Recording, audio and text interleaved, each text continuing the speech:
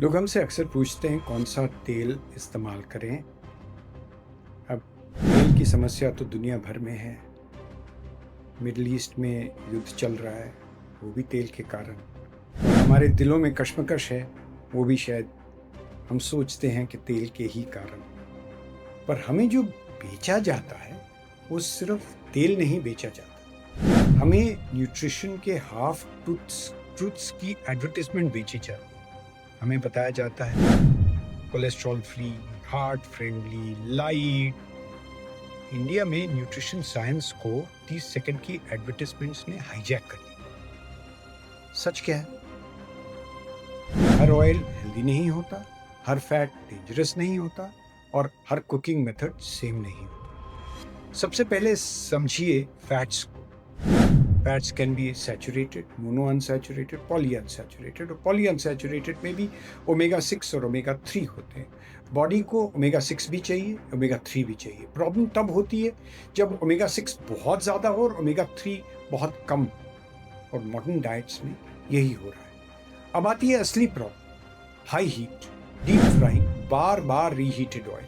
और जब ये poly unsaturated fatty acid rich oil दोबारा हीट होते हैं, उनकी ऑक्सीडेशन हो जाती है, उनमें डेंजरस एल्डिहाइड बनते हैं, ट्रांस फैट्स जनरेट हो जाते हैं और ये एक इन्फ्लेमेटरी कंपाउंड बना देता है। तो अगर हम देखें, ट्रांस फैट साइंस में ऑलमोस्ट यूनिवर्सली हार्मफुल माने जाते हैं। एलडीएल बढ़ाते हैं, एचडीएल घटाते हैं या एचडीएल का फंक्शन घटाते हैं, इन्फ्लेमेशन बढ़ाते हैं और हार्ट अटैक का रिस्क एक्सेलरेट करते हैं। इसलिए सिर्फ घर का घी नहीं है जो कि एक टेंशन है, इशू है हलवाई के फ्राइंग सिस्टम। सुबह का samosa is not as tasty as शाम का समोसा, बिकॉज वो उसी वनस्पति में कई बार फ्राई हो चुका। Cheap commercial oils, reheated oil cycles, vanaspati, we are all taste driven, largely unregulated, metabolically toxic. और हर ऑयल हर कुकिंग के लिए नहीं बना। कुछ लोग समझते हैं कि Mediterranean diet, extra virgin olive oil, ये मात्र सलाद के लिए है, लो हीट कुकिंग के लिए है और कभी भी इससे डीप फ्राइंग मत करें, वो तेल फट जाता है। मस्टर्ड ऑयल, और आप समझेंगे कि जो एक हम कहते हैं कोल्ड प्रेस ऑयल्स हैं, उनमें कुछ अपनी प्रॉपर्टीज़ रिटेन होती हैं, और जो इंडस्ट्रियल साइकिल है, जो इंडस्ट्रियल रिफाइंड ऑयल्स हैं, उनमें काफ़ी नुकसान होता है प्रोसेस में। तो mustard oil is good for Indian cooking, it has high heat stability.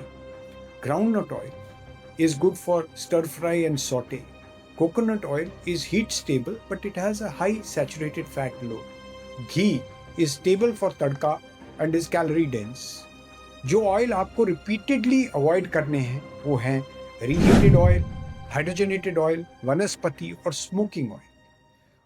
कई इंडियंस को, हम लोगों को, मुझे भी नहीं पता था इनका डिफरेंस क्या होता है, वो नहीं पता। सॉटे में मीडियम हीट होती है, स्टर फ्राई में हाई हीट होती है पर थोड़े अवधि के लिए, और deep fry prolonged high temperature immersion होती है। और प्रॉब्लम क्या है, हमने डीप फ्राई को डेली लाइफस्टाइल बना दिया है। और एक और अनकंफर्टेबल ट्रूथ, सब लोग सेम रिस्पॉन्स नहीं देते। हम साउथ एशियंस ज़्यादा प्रोन हैं इंसुलिन रेजिस्टेंस, विसरल फैट और प्रीमेच्योर हार्ट डिजीज़ के। तो जो डाइट किसी और पॉपुलेशन में चलती है, ज़रूरी नहीं है वो हम इंडियंस में भी सेफ हो। एक मिथ में बस्ट करूँगा कि फैट ही विलन है, ये ओवर सिंप्लीफाइड नैरेटिव है। रियलिटी क्या है? एक टोटल कैलोरीज भी मैटर करती हैं, शुगर मैटर करता है, अल्ट्रा प्रोसेस्ड फूड मैटर करता है, सीडेंटरी लाइफस्टाइल मैटर करता है और कुकिंग टेक्निक मैटर करती है। तो इंडिया की ट्रेडिशनल ऑयल डाइवर्सिटी प्रॉब्लम नहीं थी, बिकॉज हमारे जो ट्रेडिशनल ऑयल्स थे, ghee, cold press mustard oil, cold press coconut oil, cold press sesame oil, cold press groundnut oil. Problem तब शुरू हुई जब इंडस्ट्रियल फूड कल्चर ने ट्रेडिशन को रिप्लेस किया। तो नेक्स्ट टाइम कोई भी एडवर्टाइजमेंट बोले कि हार्ट हेल्दी ऑयल है, एक सवाल जरूर पूछना, हेल्दी किस कॉन्टेक्स्ट में, कौन सी कुकिंग के लिए, कितनी हीट पे, कितनी बार रीयूज होगा, और उसमें एक बार चेक कर लेना। जो ये कहते हैं कि ये फ्लैक्सीड ऑयल है या फलाना ऑयल है, इसमें ओरेजिनॉल है, इसमें ये चीज़ है, उसमें पाम ऑयल कितना है, because India is the largest consumer of palm oil in the world. Health एक ऑयल से डिसाइड नहीं होता, हेल्थ डिसाइड करती है पैटर्न से, प्रोसेसिंग से, क्वांटिटी से और अवेयरनेस से। अगर इंडिया को रियल न्यूट्रिशन साइंस समझना है तो हमें एडवर्टीजमेंट के जिंगल से ऊपर उठना होगा। शेयर करें ये इन्फॉर्मेशन, क्योंकि मिस इन्फॉर्मेशन भी एक डेंजरस एपिडेमिक है। नमस्कार।